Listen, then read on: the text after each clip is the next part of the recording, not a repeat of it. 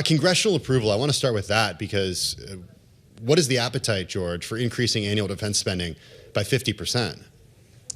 You know, I guess I'm not sure. I mean, I think it's challenging despite the fact that Republicans run Congress right now.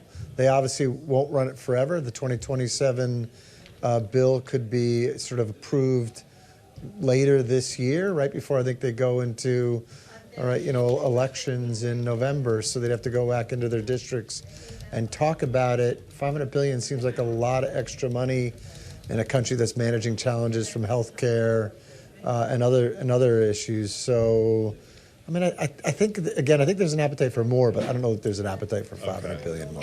George, it's a lot of money. Can we spend all that money in a year? I mean, how do we do that? No, I mean, I think that's one of our concerns, right, would be these are, we're really jumping pretty quickly here, right? Under the Biden administration, we were, 800 to 900 billion. So Trump was even 100 and some billion above that. And now he's talking about being 600 billion above where we left the Biden administration. This is heavy industry kind of business, right? This is, even if you're doing software and drones, you're still doing fiberglass manufacture, you're still building products, and it takes time to put, the productive capacity in place and build. I don't think you can build it with what you have in place already from productive capacity. So I think there's a fair amount of lag on all of this. So I think it would be very difficult to get that $500 billion spent, to jump to extra $500 billion in a single year. Okay, so let's say a few $100 billion. Maybe this is just a starting point. Maybe this is the so-called art of the deal. I don't know. But maybe this is a starting point for the president. Let's say Congress does appropriate additional funds. Then where exactly do you think that money goes? Is it Golden Dome? Is it shipbuilding? Is it long-range missiles? Is it all of the above? Well, I think you hit on the three biggest ones. Well, I got it right from your note, I'll be honest. Yeah. George published that note. It's good stuff. Shipbuilding you can drop a lot of money into pretty quickly. Again, you're not going to get results right away. It takes a lot of years to build ships. There's a lot of long lead time items. And shipbuilding is a particular deficit right now and a big focus in the administration in a world where it's global power competition and, submarines are competing against submarines around the globe. You could drop a lot of money into against submarine and surface ships. And so I think that would probably be close to number one on that list. Some of the others you mentioned, Golden Dome is going to be a lot of money, and it's going to be over a lot of years. Long-range strike probably absorbs a little bit less, but it's super important. I just don't see it being able to put. What about the companies that are recipients of this? Well, I mean, look, I think if you go into shipbuilding, right, you've got two primaries there, Huntington Ingalls and General Dynamics. But I think the challenge is we just can't build anything on time anymore and on budget in shipbuilding world. And so the administration wants to get more manufacturers, more shipbuilders into that business. Companies like Hanwha have bought U.S. shipyards with an interest in getting into this business.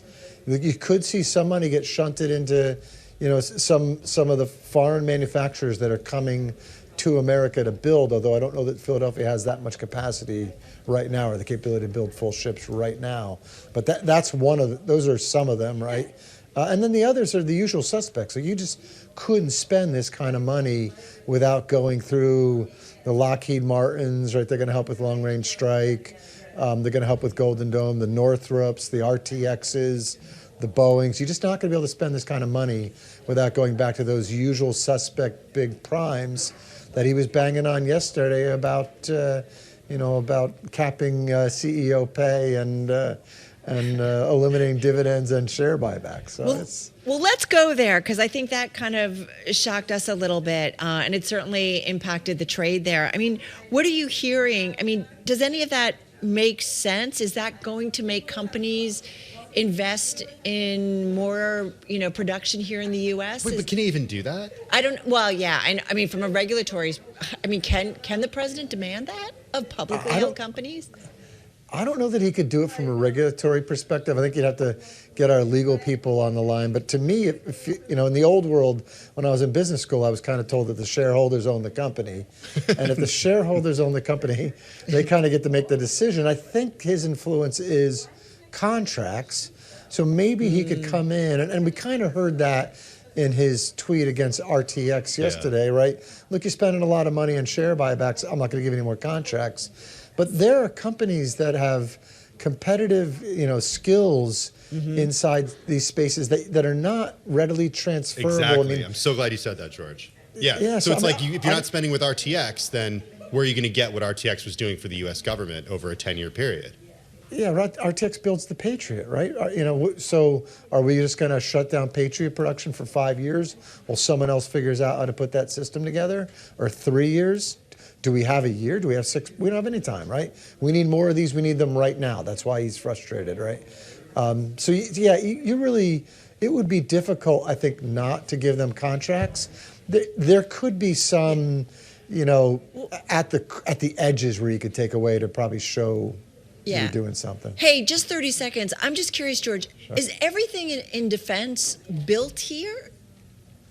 For the most part, it is. It's we've made big strides in making everything U.S. made. You can have foreign owners, but typically it's made inside this country.